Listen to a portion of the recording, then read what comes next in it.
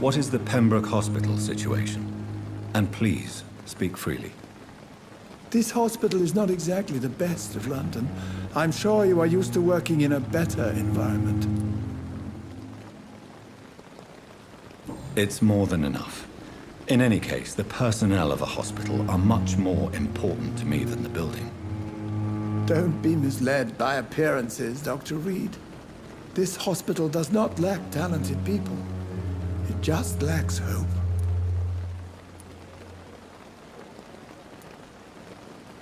What is the Pembroke Hospital? This hospital is... It's more than enough. Don't be... You're exhausting yourself, Corcoran. Maybe you should think about preserving your strength. No. We must keep on healing all those poor souls. We are the last rampart before chaos. Once more, unto the breach.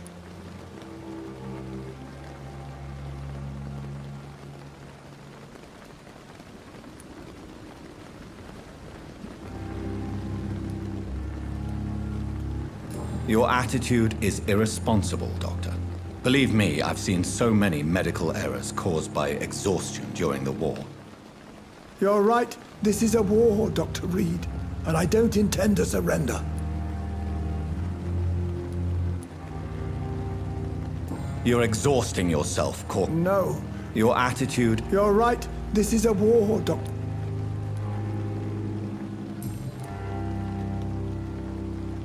Goodbye, Dr. Tippett.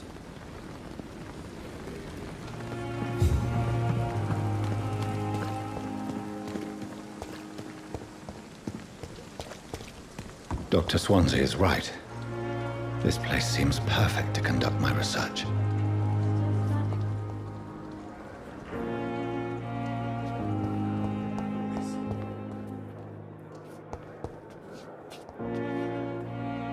Good evening, sir. I'm Dr. Reed. I believe we're going to be colleagues. Reed? Yes, I've been informed about your arrival. I'm Waverly Ackroyd. Welcome aboard, I suppose. Does my arrival inconvenience you in some way, Dr. Ackroyd? Let us just say that I don't particularly share Dr. Swansea's enthusiasm for hiring you. What we need here are reliable professionals, not overrated dabblers.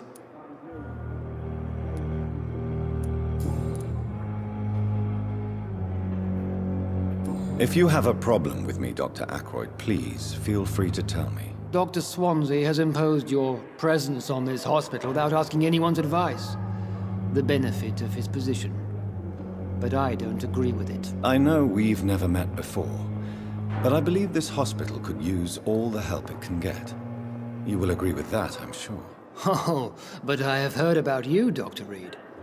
Of course, you can't say the same about me, since I have not wasted my time courting the press.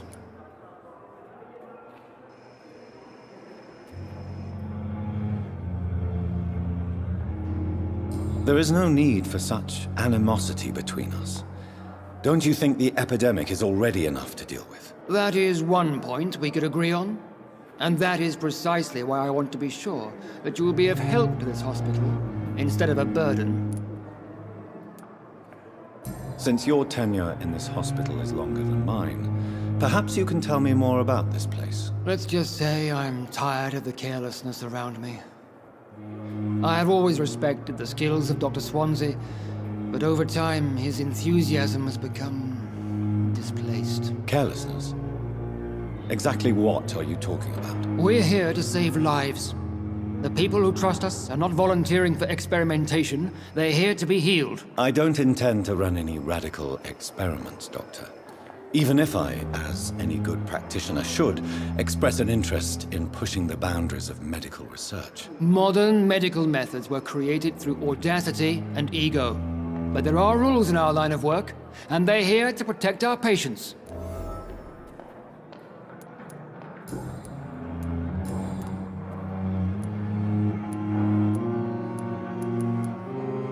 I don't know what you've heard about me, but I have already proved my value as a practitioner. I don't question your skills, Dr. Reed, but your motive. Is it money, fame, or are you truly dedicated? And what exactly is that supposed to mean? I served in the war just like you. But unlike you, I did not use the wounded to play the modern sorcerer. Be careful what you insinuate, Dr. Ackroyd. I only want you to admit you used those men to improve your theories.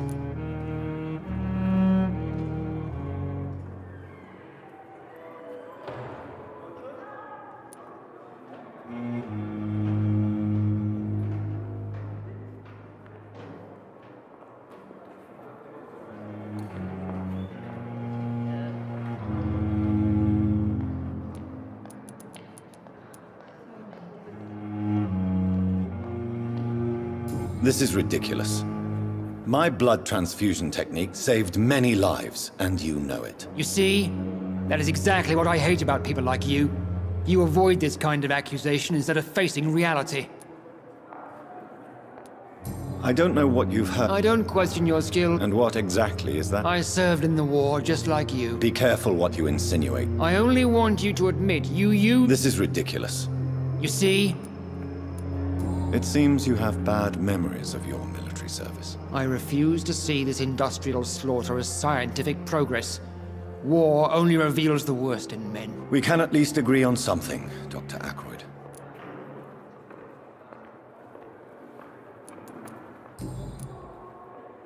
Thank you for your time. We'll talk later.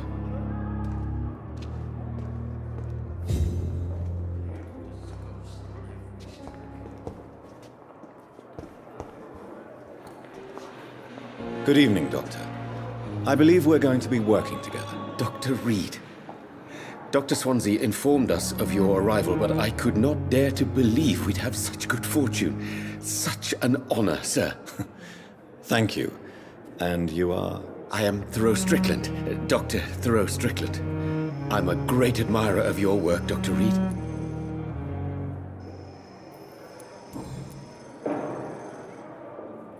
Please, could you tell me something about yourself? I'm a great admirer of your work concerning blood transfusion, Dr. Reed. I run my own experiments. I'm convinced it's the future. What made you choose to be a doctor? I'm not ashamed to admit you and your work have inspired me. I am honored to have the opportunity to work by your side. It's always a pleasure to share scientific and medical knowledge with someone eager to learn. I'll be glad to help you if I can. This epidemic may be the century's most terrible disaster, but I'm convinced that we, as doctors, are the only ones able to defeat it. I based my technique on my mentor's research. He helped me perfect my method. What is yours? I'd rather not talk about it. For now, it's just theories and first approach. My process is purely experimental and unsuccessful. As long as you're cautious and methodical, you may remain empty-handed, but you won't fail. You're not the first one to warn me, but I am convinced knowledge is the main weapon against the ravages of this epidemic.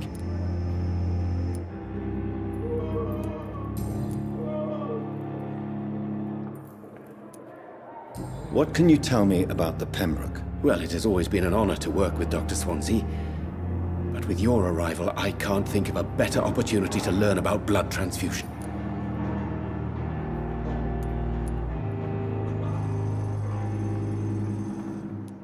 You seem quite optimistic.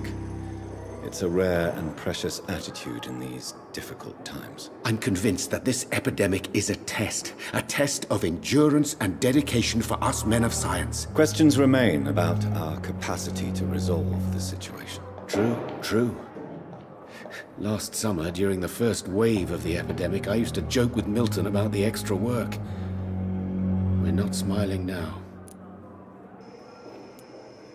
Do you need help with anything in particular? Well, yes, maybe. I'm waiting for a batch of products I ordered for my personal research, yet my supplier seems to have vanished. Do you want me to play the errand boy for you? Oh no, Dr. Reed. But if you went personally to his shop, what with your reputation and all, he wouldn't dare to refuse the products I need. I see. Well, give me the address, for I may pass by if I have time.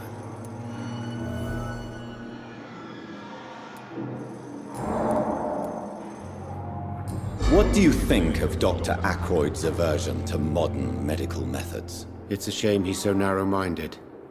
Dr. Swansea taught me that science is about exploring uncharted territory. I'm convinced that's true. With the influenza and all that's going on, you should put your differences aside, don't you think? Why is it so difficult to work together? I believe that if Dr. Ackroyd had been the one to discover the transfusion process, he would be the first to recommend its use. So you believe it's just a question of jealousy and pride? Dr. Ackroyd is as proud as he is blinded by his obsolete concept of medical science.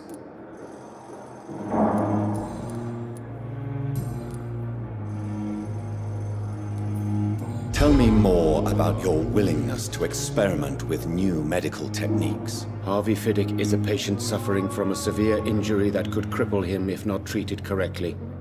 I'm convinced your blood transfusion technique could help him. What is it you really want? To save him, or to prove your point? Fair question. I want nothing but to save my patient, Dr. Reed. Especially since I know Mr. Fiddick's story.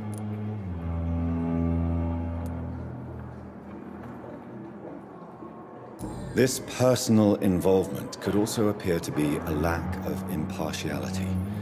You must know that a good surgeon must remain neutral. I agree. But that does not excuse Dr. Ackroyd's behavior. A man who did not even take time to converse with his patient. Do you think keeping his distance was a mistake? All I know is that I'm taking care of human beings with desires, hopes, and fears. Not some biological machine comprised of blood, bones, and flesh.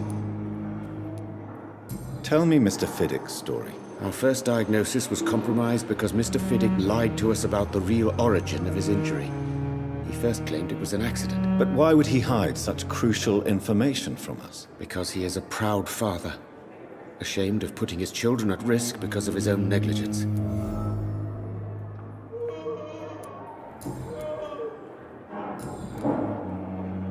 Goodbye, Dr. Strickland.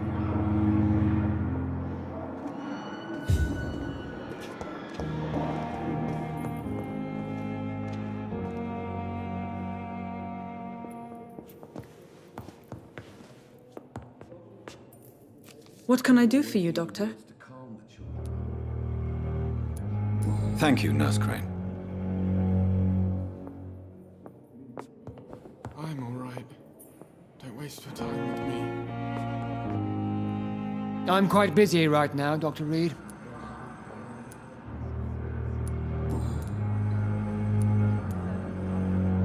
Tell me, Waverly, what do you think of Dr. Strickland's enthusiasm for his experimental research? Strickland is playing with his patients' lives for pride and glory. Now that, sir, is unethical. Are you thinking about something in particular? Harvey Fiddick needs delicate surgery. I believe we should stick to the usual procedure, but my young colleague obviously disagrees.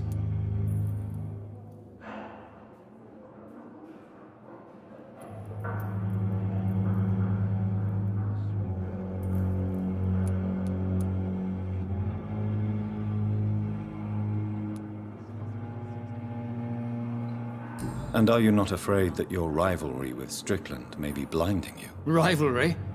I guess you could call it that. But I will never be childish enough to let my personal feelings affect my judgment.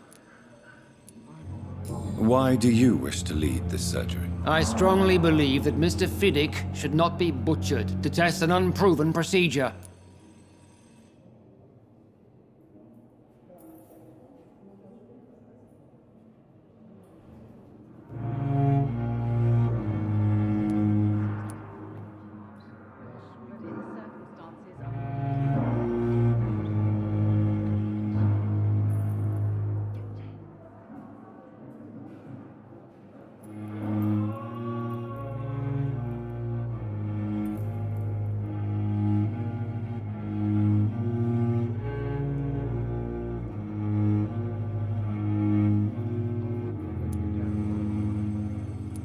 I really hope you're right about this, Dr. Ackroyd. I'm trusting your judgment on this. I'm not the kind of man who runs away from his responsibilities, Dr. Reed. There is no need for you to be looking over my shoulder.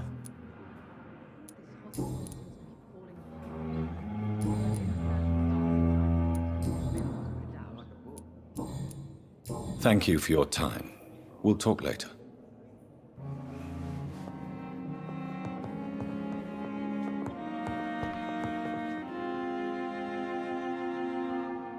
always knew the words to calm the children. Good evening, madam.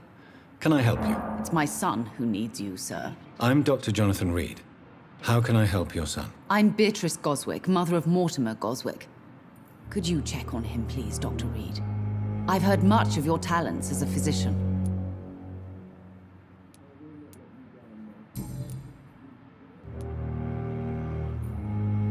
What can you tell me about yourself, Mrs. Goswick? Not much to say. Just take care of my Mortimer and I'll cover all the expenses. That's all that matters.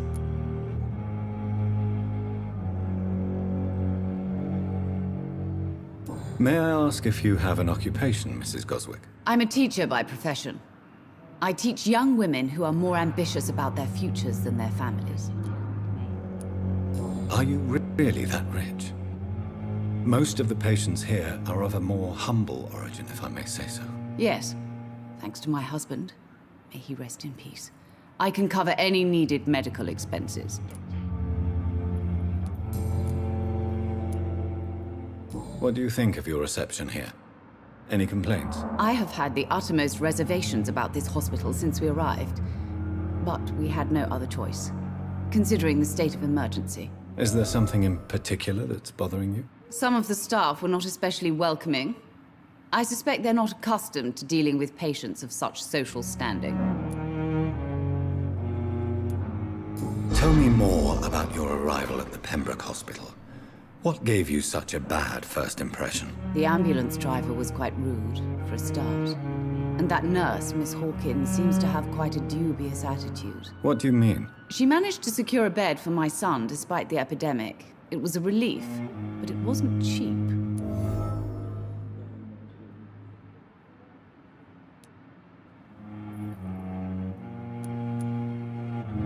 She charged you for a bed? Yes, and I paid without question, considering the urgency of the situation.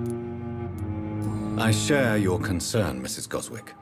Be sure that I'll talk to the people involved. I don't expect compensation, Dr. Reed. But I'm aware such behavior would not be tolerated in other hospitals.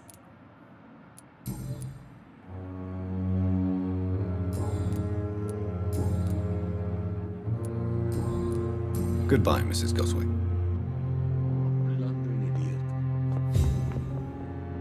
Good evening. I'm Dr. Reed. Can I help at all? No, Really? Why are you here, then? I don't want to talk. My throat hurts too much. I suppose that this pain is the reason you're here. Is someone taking care of you? Yes. And no. Could you at least tell me your name, sir? Mortimer. Mortimer Goswick.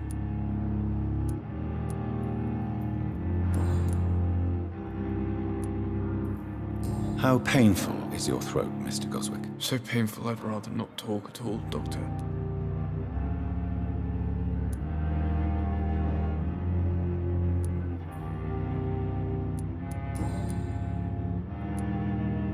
Why did your mother have you hospitalized here? She seems convinced this is a bad hospital. My mother just wants the best for me. She won't rest while I'm here. She'd go all the way to hell and back to help me.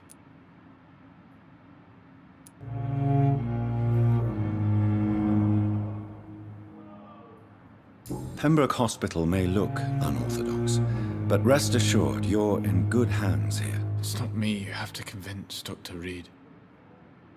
It's my mother. Is your mother bothering you? As your doctor, I can ask her to leave you alone if you would prefer. That's tempting, Doctor. But you have no idea what my mother is capable of. She would tie herself to my bed if you asked her to leave. How painful is your throat, Mr. Goswick? So painful I'd rather not talk at all, Doctor. I'm sure you realize a doctor and his patient have to communicate, sir. Would it help if I gave you some paper and a pen? Not really. I see. Then maybe it's not just your throat that hurts, Mr. Goswick. Perhaps your sore throat is just the consequence of something more hurtful. Yes, maybe. But I don't want to talk or even write about it now. How painful is your throat, Mr. So painful. I'll let you get some rest, then. I'm all right. Don't waste your time with me. Good evening, Doctor. How is my son doing?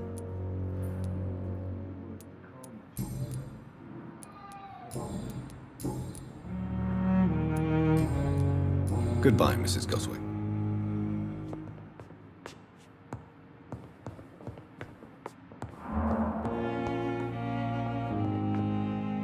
What can I do for you, Doctor?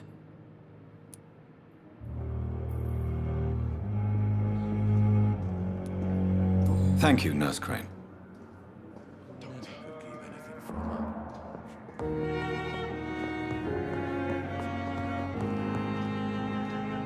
Good evening, sir. I'm Dr. Reed. May I help you? I don't know if a third opinion is needed. Your colleagues are already arguing about my condition. I see. Would you mind telling me more about your situation? I'm Harvey Fiddick. All I want is to get me bloody arm fixed properly.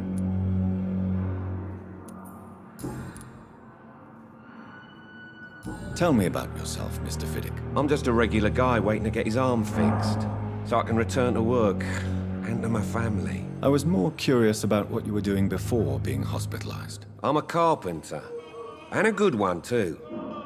But that means I need both arms to feed my family, Dr. Reed.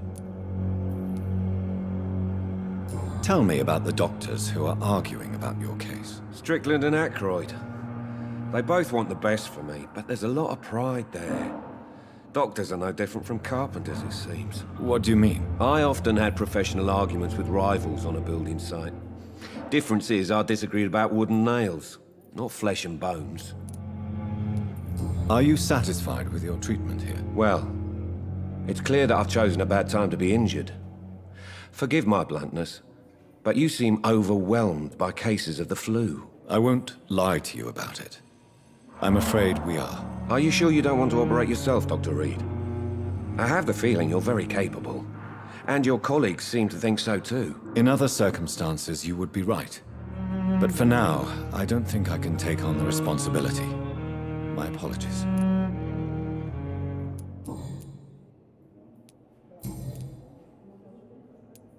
Tell me about your injury, Harvey. Why do you feel so guilty about it? My wife died because of me. And now I may lose everything because I've been careless enough to hurt myself. What an arsehole.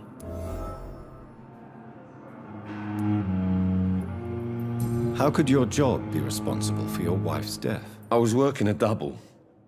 She went out to bring me a hot meal and got caught in a German bomb raid. You can't hold yourself responsible for your injury, Mr. Fiddick.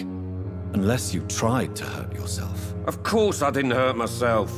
But I can't work until my arm is fixed. My children need to eat, Doctor.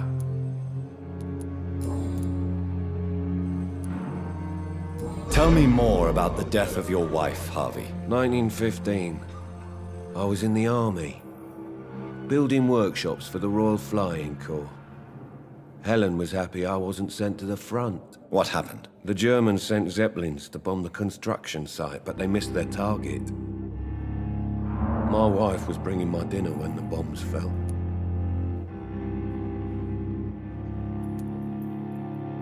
I'm sorry for your loss. So many died during the bombings. I served in France and witnessed the carnage there. I would like to say that she didn't suffer. Truth is, I have no idea. I just know that I'm all that me kids have. Poor little bleeders. How are your children after losing their mother? They were smaller then. The only good thing about this is my Helen didn't bring them with her that night.